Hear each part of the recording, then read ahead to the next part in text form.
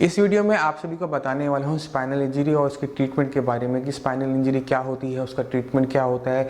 इस वीडियो के अंत में मैं आपको अपने कुछ पेशेंट से मिलवाना चाहूँगा जो स्पाइनल इंजरी के शिकार हुए, हाथ पैर से चलना बंद कर दिए बट वो रिकवर हो रहे हैं। तो वो अपनी कहानी अपने मुँह से समझाएंगे कि कैसे चोट लगी, क्या हुआ, क्या नहीं हुआ, अब कैसे हैं, कितना सुधार हो, वो सब अपने मुँह से अपने आप बताएंगे। स्पाइनल इंजरी के अंदर पेशेंट में क्या देखा जाता है कि उसकी चलने फिरने की ताकत चली जाती है, हाथ की ताकत चली जाती है, पैर की ताकत चली जाती है, अब उसके पेशाब की, लैट्रिन की महसूस करने की ताकत चली जाती है, किसी चीज़ को उठा नहीं पाता, यहाँ तक सांस लेने में भी उसको दिक्कत महसूस होती है। ये सब चीज़ें पेशेंट के अंदर देखा जाता है स्पाइनल इंजरी के अंदर। अब स्पाइनल इंजरी होती क्या है? जब किसी के भी दिमाग पे या तंत्रिक कोशिकाएं जो हमारी होती है, नर्वस टिश्यू जिसे हम कहते हैं, उसको किसी ट्रॉमा की वजह से, चोट की वजह से, या किसी ने डंडा मारा सिर के ऊपर या बाइक से गिरे तो रीढ़ की हड्डी पर चोट लगी, कहीं खेलते खेलते कहीं ऐसी चोट लगी जहाँ पर आपकी रीढ़ की हड्डी भी लगी, तो देखा ही जाता है कि रीढ़ की हड्डी पे जहाँ पर चोट लगेगी तो उससे नीचे का हिस्सा सुन्न पड़ जाता है, काम करना बंद कर देता है। अगर मान लो सपोज आपकी चोट यहाँ लगी है तो इससे नीचे का हिस्सा सारा काम करना बंद कर देगा। इसी प्रकार से अगर किसी के दिमाग पे, सिर के ऊपर गहरी चोट लग जाए तो भी उस नर्वस टिश्यू को डैमेज पहुँचता है।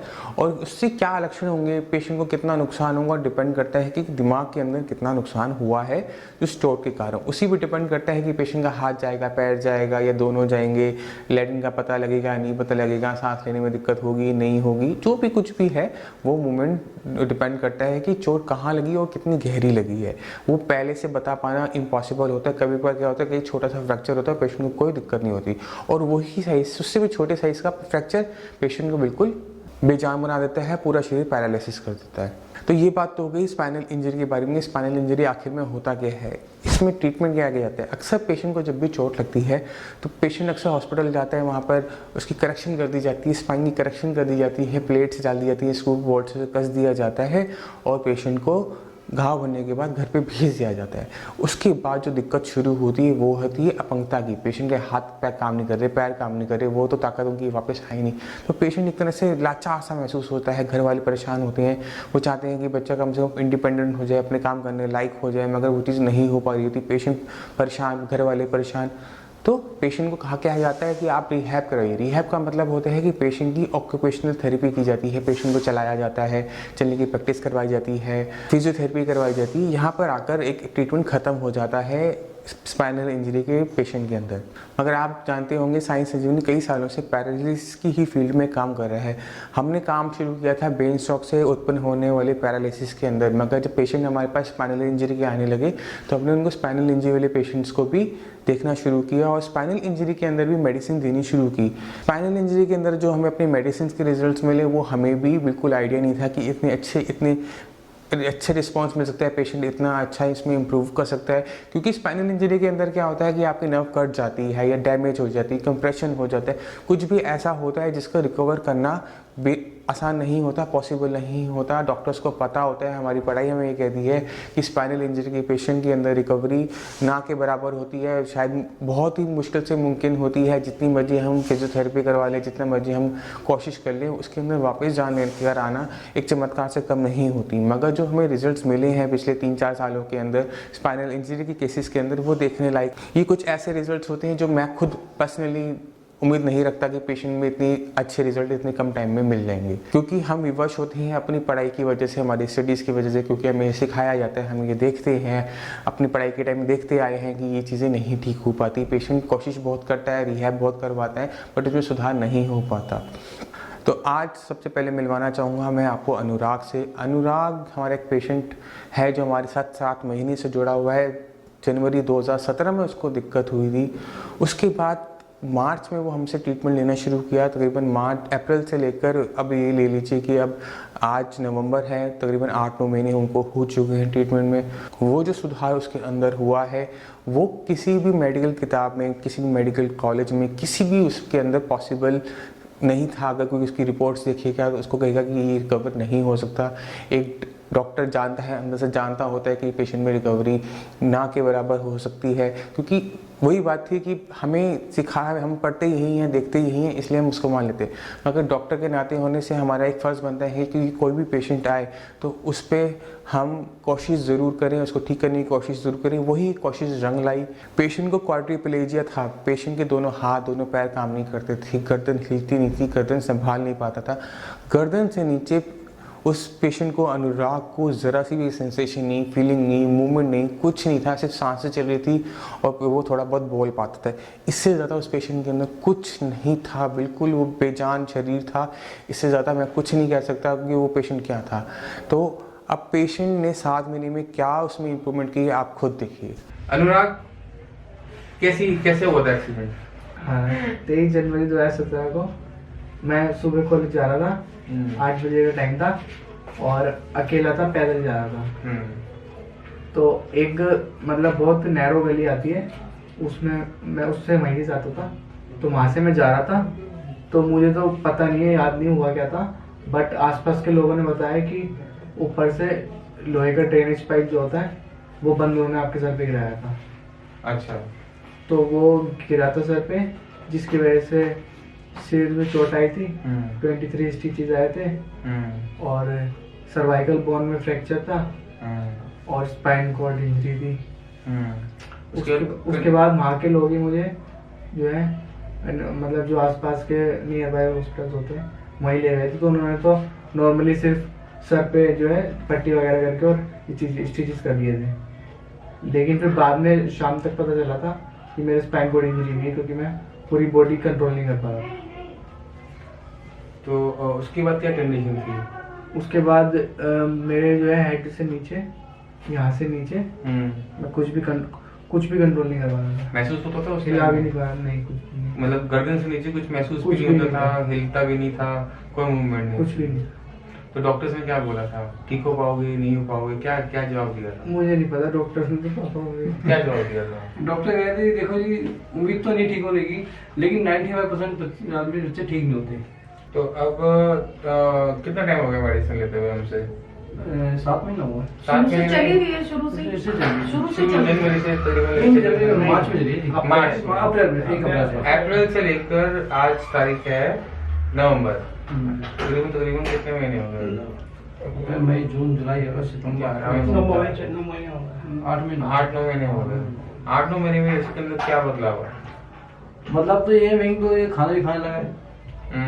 और दूसरी बात, इसको हाथ चलने लगे हैं, अपने हाथ में बॉडी में थोड़ी ताकत आई है। शुरू में ये रात को सोता नहीं था, रात को सोते हुए को सोया पूरी रात जगता था, पूरी रात जगता था ये, पूरा दिन, पूरी रात नींद नहीं आती थी इसको। नींद नहीं आती थी। अब इसको हम खड़ा करते हैं तो खड़ा भी होता है, पहले खड़े नहीं पाते, पहले ऐसे झेलते टांगे, हाँ। पहले खड़ा तो चक्कर आ जाते थे और हाथ ऊपर आंखें चढ़ जाती थी, पेट में पता क्या होता दोनों था। हाथों को उठा के देखो उसको, ये वाला तोड़ जाए।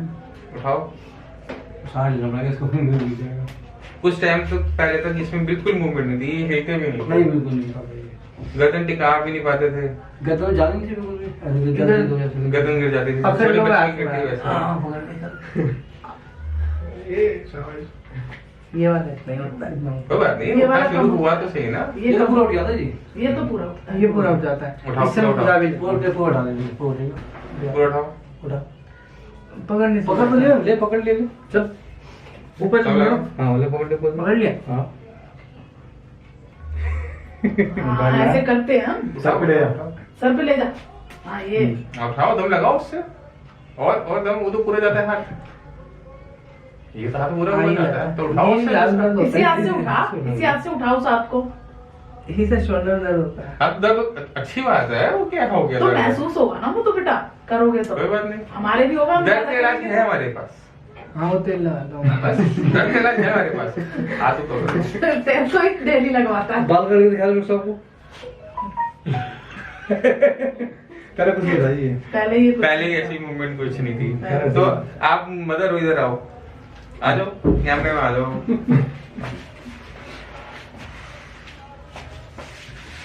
जैसे आपने इसको देखा एक्सीडेंट के बाद और अब देख के कैसा लगता है? फर्क बहुत ज्यादा फर्क लगता है? अब कितना सुधार इसमें लगता है? हाथ पैर जिस जैसे- टाइप का एक्सीडेंट था, जिस टाइप की चोट थी, और उसके बाद जो आपने पहले दिन से लेकर अब तक, या जनवरी में एक्सीडेंट हुआ, आपने मार्च अप्रैल में ट्रीटमेंट शुरू किया, 3-4 महीने के बाद के अब तक कितना सुधार हो, कितना? पहले तो ये था कि इसके हाथ भी बिल्कुल नहीं काम करते थे, पैर तो बिल्कुल थे ही नहीं, महसूस ही पैर तो बिल्कुल नहीं नहीं था महसूस। पैरों में तो बिल्कुल भी नहीं था। और अब ऐसे जैसे भी- इसके हाथ भी ये उठा लेता है ऐसे, और गर्दन भी हम बहुत संभाल के रखते थे, गर्दन भी नहीं हिला पाता था बिल्कुल भी। अब ये गर्दन ऐसे ऐसे आगे पीछे कर लेता है। कोई मूवमेंट होती और है? मतलब ऐसे बड़े भाई को अपने ऐसे पकड़ लेता, छुड़ा नहीं सकता है वो। हाँ, मतलब अब ताकत लगाता है, ऐसे करके पकड़ लेता है गर्दन को, वो हमेशा कहता पिटाई छुड़ा नहीं सकते इससे। हमने लड़ाई की अपने मूड में आता था हमेशा। इसका पूरा सपोर्ट आया है भाई का, तभी। नहीं वो पूरा सपोर्ट करता है इसको। और ये कलाई कंट्रोल, वो वाली शुरुआत तो हो गई, हिल तो रही है अब। हाँ, ये वाले धीरे धीरे होते हैं, लेट के होती है। यहाँ डैमेज ज्यादा है, ये भी आज रात को ही हुई है, ये आज रात को हुई है। जो इसने आज आज रात को ये रात को वो ग्रिल सी लगाते हैं ना साइड में, तो उसमें ये ऐसे रख के सो गया। फिर सुबह मुझसे कह रहा मम्मी मेरी ये कंट्रोल हो रही है, तो मैंने कहा चल ऐसी सो जाया कर। लेट के होती है। इसका मतलब एक्सरसाइज करवाओ और कुछ नहीं।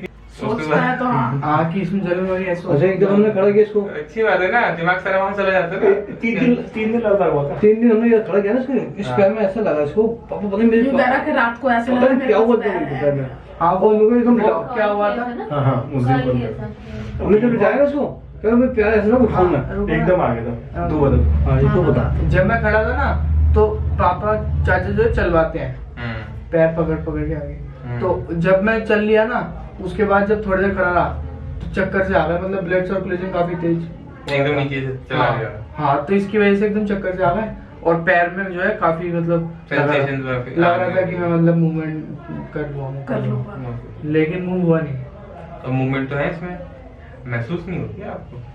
अच्छा लगता है डॉक्टर होने के नाते कि आप जब अपने पेशेंट, जो स्पाइनल इंजरी के पेशेंट होते हैं, उनमें इतनी अच्छी रिकवरी देखते हैं, पेशेंट खुश है, पेशेंट के घर वाले खुश हैं, और इतना सुधार उस पेशेंट के अंदर देखने को मिलता है। ऐसे पेशेंट को देख के तो डॉक्टर को भी गर्वित फील होता है कि हाँ हमने कुछ अच्छा अचीव लाइफ में कर लिया, कुछ अच्छा हेल्प कर पा रहे हैं ऐसे पेशेंट्स की जहाँ पर कईयों से होप मिलना बड़ी मुश्किल वाली बात हो जाती है। ये सिर्फ यही नहीं है कि यही नहीं, ये एक अनुराग के केस है, इकलौता केस है साई संजीवनी के पास। इसके बाद हमारे पास अब आपको दूसरे पेशेंट से मिलवाना चाहूँगा।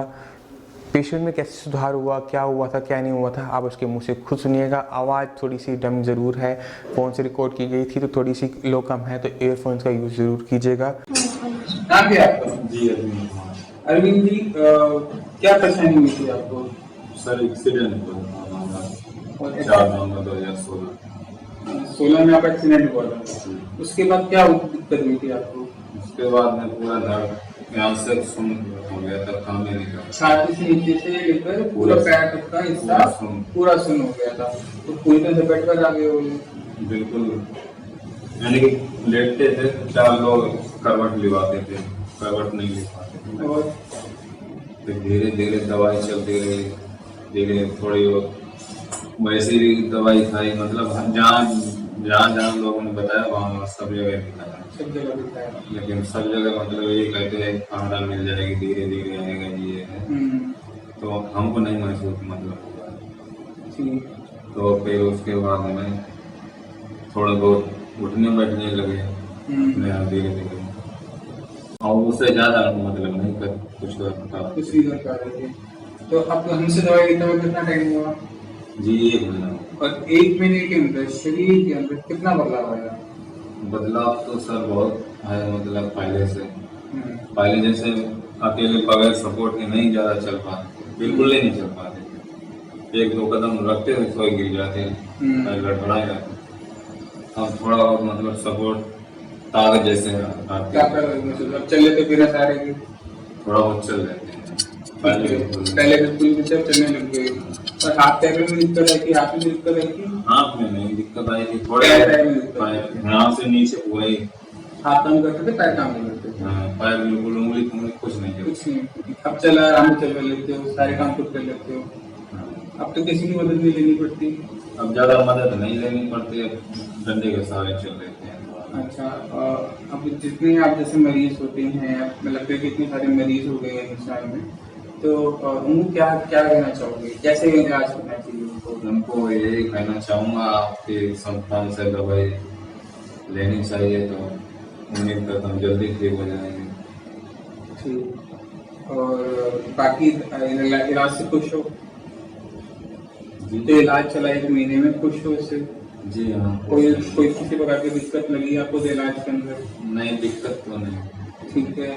और अब शरीर में ताकत महसूस होती है? ताकत क्या लगता है कितने टाइम में ठीक होगा? ऐसा लगता है मतलब 2-1 महीने में। 2-1 महीने में, मतलब 3 महीने में हम ये लेके चलेंगे, आपको लगता है कि पूरी तरह से नॉर्मल हो जाओगे? ठीक है। अभी आपने देखा किस प्रकार स्पाइनल इंजरी का पेशेंट कितने कम टाइम में दोबारा चलने लायक हो गया, कितना सुधार हुआ, उसका थोड़े से विश्वास और थोड़ी सी पेशेंस है। क्योंकि इस केस के अंदर, स्पाइनल इंजरी केसेस के अंदर, ना सिर्फ पेशेंट को हम पे थोड़ा सा विश्वास बनाना पड़ता है, थोड़ा सा पेशेंस भी रखना पड़ता है। क्योंकि ऐसी बीमारी के अंदर जहाँ पर कंप्रेशन हुआ हो, चोट लगी हो या डैमेज ज़्यादा हुआ हो, वहाँ पर मेडिसिन को रिजल्ट दिखाने में भी टाइम लग जाता है। कुछ केसेस में रिजल्ट्स हाथ के हाथ मिलने शुरू हो जाते हैं, कुछ पेशेंट्स के अंदर इसको दवाई को काम करने में 2 से 3 महीने का टाइम लग जाता है।